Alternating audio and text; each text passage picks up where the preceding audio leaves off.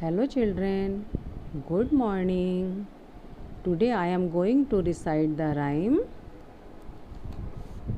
Two Little Dicky Birds from Rhymes book. Okay? Two little dicky birds sat upon a wall. One named Peter, the other named Paul. Fly away, Peter, fly away, Paul.